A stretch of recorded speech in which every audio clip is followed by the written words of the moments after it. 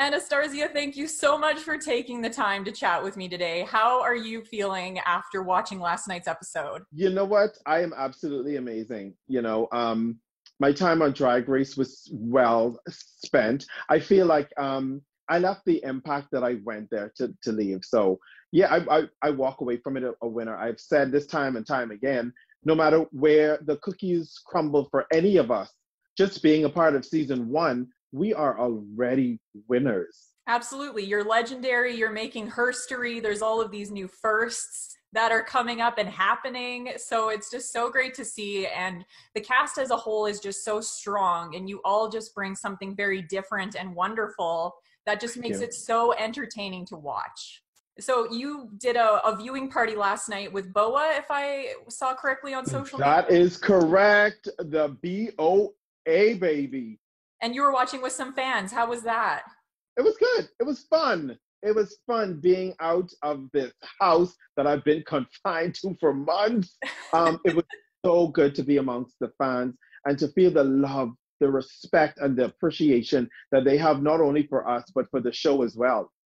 Oh, that's so wonderful. So what was one of your favorite moments rewatching last night's episode?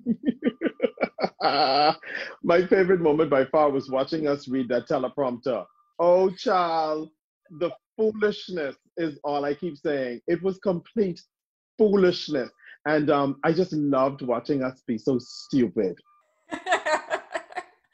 A good humbling moment for sure. And For sure. If people have never read on a teleprompter, it is so incredibly hard. The words are going by quickly. You're doing it in 3 languages. The fact that any of you got a word out was very impressive. And that's the thing, because I keep saying to people, like, I don't care what your reading level is. Baby, when the teleprompter starts rolling, you be like, what? What are you doing right now? Oh, but you did it. You got through it. There, of course, were some struggles. Like, were you really pushed outside of your comfort zone with having to write and record a song and doing all this dancing? Like, they really put you through it last night for the singing challenge.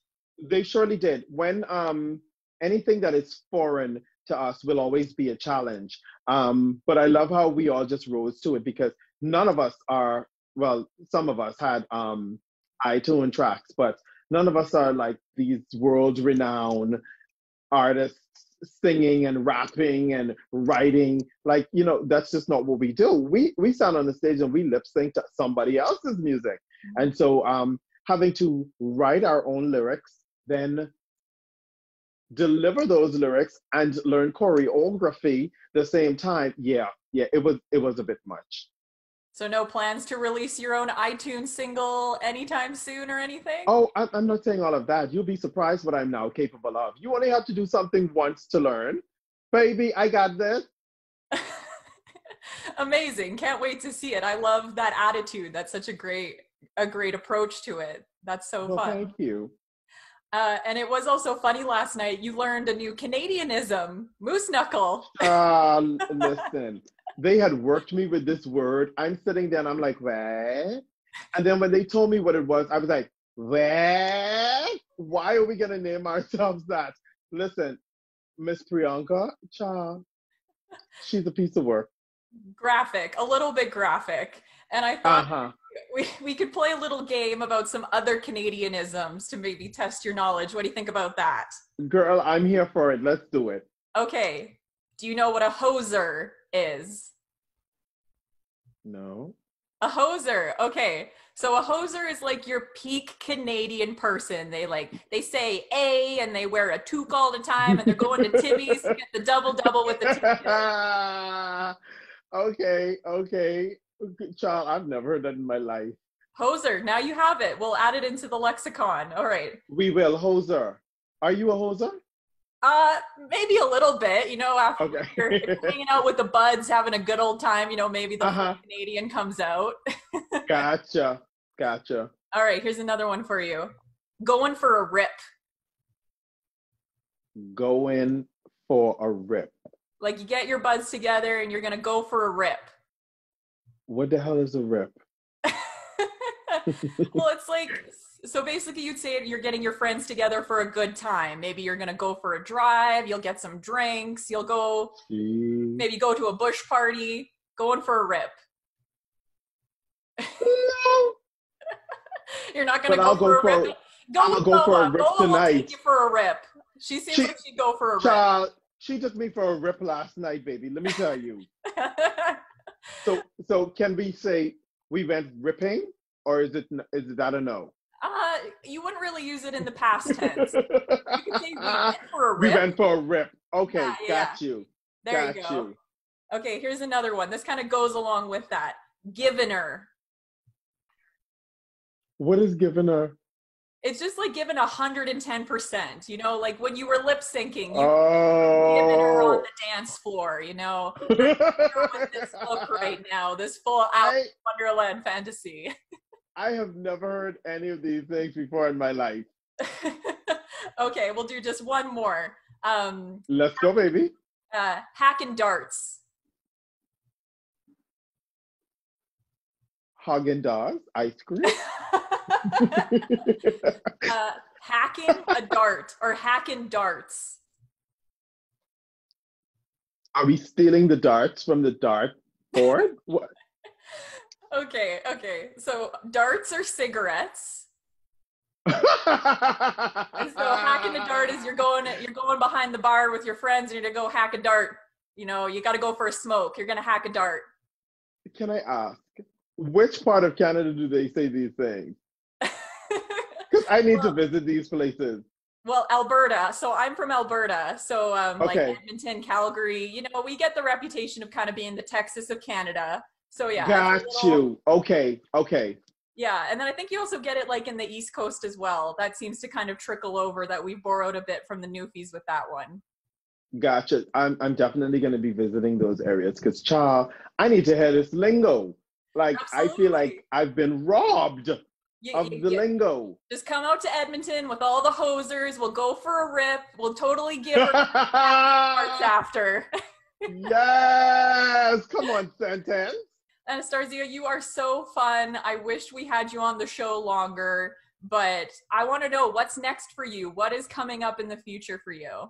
You know, I've been working diligently with Pinky and the Brain, and we have all intentions of taking over the world, honey. That's our plan. Yes. But yeah, I definitely wanna see the world through the eyes of a drag race superstar, and eventually get back to the pageant world because that's my first love. That's what brought me to this very moment, you know. So I don't know which pageant, but I'm gonna be doing some more pageants, honey. Okay. I have a question about that. So how did pageant world doing all these pageants prepare you for Drag Race? And what was different and similar between the pageant world and the Drag Race world for you? So the similarities between the two is that they're both competitions, and that is it. That is it. Pageants are usually 1 or 2 nights, sometimes a week long. But Drag Race, child, this is weeks and weeks of challenges and hard work and choreography and lyrics and rap. Yeah, no, we ain't about to do that in the pageant world. So and the pageant world prepared me for this in that it is a competition, and I have a very competitive spirit. So is there anything you're taking from Drag Race that you're going to be bringing into the pageant world with you? Yeah, I feel like I've grown in certain areas. Like, I think my sewing skills have improved since the show, even though I was good before the show. After making that puffer coat in episode 1, I feel like if I can do that, child, I can do anything. And so yeah, I'm gonna definitely take my new sewing skill, my improved sewing skills to the runways of the pageant world. Amazing. And yeah, that coat was amazing. I know it's Thank been you. like it's been a touchy subject because you did so well with it. Like, you should have been in the top 3. Like, I totally agree with what you said. You got robbed not getting more accolades for that coat. It was beautiful. It was so well constructed. Thank you. And I'm sure once Toronto winners come back, you'll be able to bust that thing out, whether you're going to a gig, you're going to get your let me tell you, in the winter, y'all are gonna have to run from me. I'm gonna have those in every single color. Listen, child, I'm about to do it up real big. That sounds like a good merch opportunity. Good For merch sure. opportunity. For sure. Yeah, that part. For sure. Now, had you put in any thought, if you had won the $100,000, what would you have done with that money? I have absolutely no clue. When I tell you, I have never even thought that far. I think because I'm such a realist, I understand that when we step into a competition, there is the possibility of winning as well as the possibility of not winning. And I don't count my eggs before they hatch or my chickens before they hatch or whatever the saying is. Yeah, I don't do that. Until it's in my hand. Yeah, no, I don't make plans yet. Uh-uh. Okay, that's totally fair. So now that you're on the other side of things, who are you cheering for? Are you on Team Tainomi, or are you hoping she breaks a heel in the next competition since she sent you home? I'm hoping in the next episode someone spills marbles on the stage and they all have to go home and they call me back and say, hey, due to circumstances beyond our control, we have to give you the title. But but to be honest, I'm cheering for every single one of them. Listen, this is a talented bunch of queens. Understand that what is left there is representing the talent that Canada possesses. And so I'm cheering for every single one of them and wishing them all the best. You made a first in Canada's Drag Race history. You didn't leave a mirror message.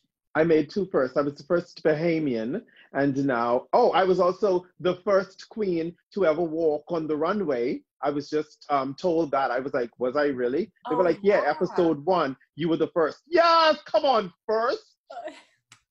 And so, considering those two fasts, I'm a history maker. I went against tradition with the whole message on the mirror thing. Everyone always does it. Yeah, it is a drag race tradition, but the truth of the matter is, after you would have spent time with these amazing queens, there's this saying, give me my flowers while I am alive.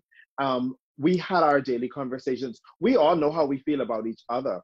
And leaving the runway, I said everything that I needed to say to my sisters. And so they knew how I felt. There's no words, no message that I could have written on that mirror that could compound the messages that I've already delivered to them. Wow. So you didn't leave a mirror message, but do you have any message that you'd like to share with the fans? Yes, I would love for everyone to continue to support the remaining queens as you've always been doing, and continue to support the show. It is through your support that we were able to produce this show, and it is through your support that it will secure the longevity of the Canadian franchise of Drag Race. So continue supporting us, and we love every single one of you. And we love you too. Starzy, this has been lovely. You are so wonderful. I cannot wait to see what you do next with your platform. Let me know when I can order that jacket. This has been so fun. Go out. I think I'm going to put it on my merch site, AnastarziaAnaquway.com. Yes. I'll put it there. Yes. Mm-hmm. All right. Well, keep on giving her. Go out for a rip. And hopefully we'll get you out in Alberta sometime soon. For sure. You take care. This was a pleasure. Bye. Bye-bye.